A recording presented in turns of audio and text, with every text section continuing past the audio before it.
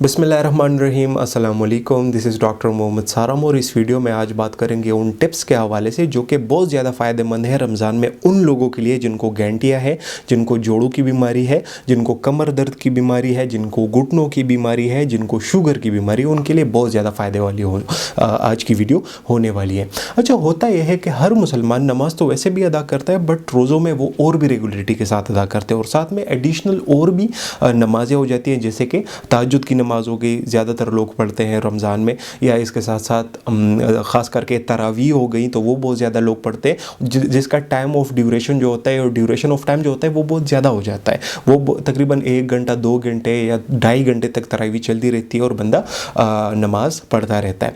तो बेसिकली होता है कि जिन लोगों को घुटनों की तकलीफ़ हो या उनको चढ़ाई पे चढ़ने में तकलीफ़ होती है, या उनको सीढ़ियाँ चढ़ने में तकलीफ़ होती है, या उनको ऐसे ही चलने में तकलीफ़ होती है, या उनको अत्तहियातों पे बैठ के अगर तकलीफ़ होती है, तो उनके लिए मैं ये बता दूं कि आपको चाहिए कि आप कुर्सी पे बैठ के नमाज़ पढ़ा करें।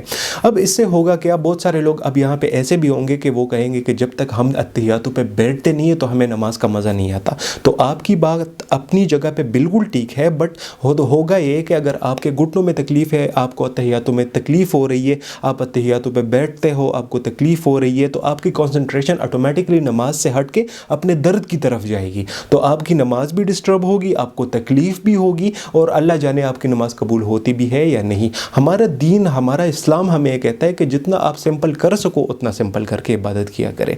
तो ट्राई करें कि कुर्सी पे बैठ के नमाज अदा किया करें, तो आपकी नमाज भी डिस्टर्ब नहीं होगी, आपको दर्द भी नहीं होगा, आपको तकलीफ़ भी नहीं होगी।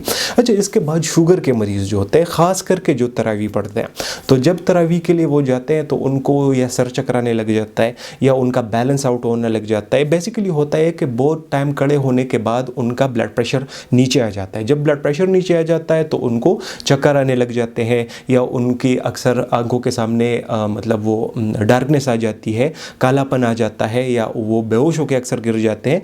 तो इन चीज़ों को इग्नोर करने के लिए मेरा यही ओपिनियन रहेगा कि आप अगर शुगर के मरीज़ हो और तरावी पढ़ते हो, और अगर आपको ऐसे कोई मसलों का सामना करना मतलब आपको ऐसे मसले सामने आते हैं, तो आपको भी चाहिए कि आप भी कुर्सी पे बैठ के नमाज़ पढ़ा करें। तो आपकी भी नमाज जो होगी वो डिस्टर्ब नहीं होगी, और आपकी नमाज भी अच्छे से परफॉर्म होगी, और आपको तकलीफ़ का सामना भी करना नहीं पड़ेगा। अच्छा, इसके बाद वो बंदे आ जाते हैं जिनको कमर दर्द की तकलीफ़ है। तो कमर दर्द में ऐसे बहुत सारे मतलब बीमारियाँ होती हैं जो कि आपके रुकू पे जाने में बहुत ज़्यादा इंटरफेयर करती है। आपको दर्द भी होगा, या बाज़ औक़ात ऐसे होता है कि आपकी एक टांग में दर्द जो होता है वो रेडिएट कर जाता है, तो आपको तकलीफ़ ज़्यादा होती है, फिर आप बैठ नहीं सकते, फिर आप खड़े नहीं रह सकते। तो उन बंदों के लिए भी मैं ये बता दूं कि आप भी अपना नमाज जो है वो कुर्सी पे बैठ के अदा करें, तो आपका नमाज डिस्टर्ब नहीं होगा, और आपका जो नमाज होगा वो अच्छे तरीके से आप परफॉर्म कर सकेंगे। तो मतलब ऐसे ही जो बंदे होते हैं, बाज़ औक़ात बंदे जो होते हैं वो बस यही सोचते हैं कि हमको नमाज़ पढ़नी है तो और इसी तरीके से पढ़नी है, हालांकि उनको तकलीफ़ भी ज़्यादा होती है, उनकी नमाज भी ख़राब होती है। तो उन सब के लिए मैं ये बता दूं कि अगर आपको कोई भी छोटा सा भी मसला हो तो आप कुर्सी पे बैठ के नमाज़ पढ़ा करें। अच्छा, इसके बाद आ जाते हैं गंटिया वाले लोग। जिन बंदों को अर्थराइटिस है या गंटिया है, उनके लिए मैं ये बता दूं कि जब भी आप सो के उठते हो, चाहे वो अफ्तारी से पहले हो, चाहे वो सहरी से पहले हो, तो बेसिकली होता ये है कि अर्थराइटिस के लोग जो होते हैं या जो मरीज़ होते हैं, वो जब सो के उठते हैं तो उनके जो जॉइंट्स होते हैं वो अकड़ चुके होते हैं। तो उनके लिए या टेढ़े हो जाते हैं थोड़े थोड़े से, जब तो वो फिर अकड़ना शुरू हो जाते हैं। तो उनके लिए मैं ये बता दूं कि आज जब भी सो के उठते हो तो 3-4 मिनट तक अपने हर एक जॉइंट को अच्छे से हिला डुला के फिर उठ के अपना जो भी करना है, सहरी करनी है, अफ्तारी करनी है, वो किया करें, तो आपको तकलीफ़ नहीं होगी। बेसिकली होता यह है कि जब गंटिया के लोग जब सो के उठते हैं तो उनके जॉइंट्स जो होते हैं वो अकड़ चुके होते हैं।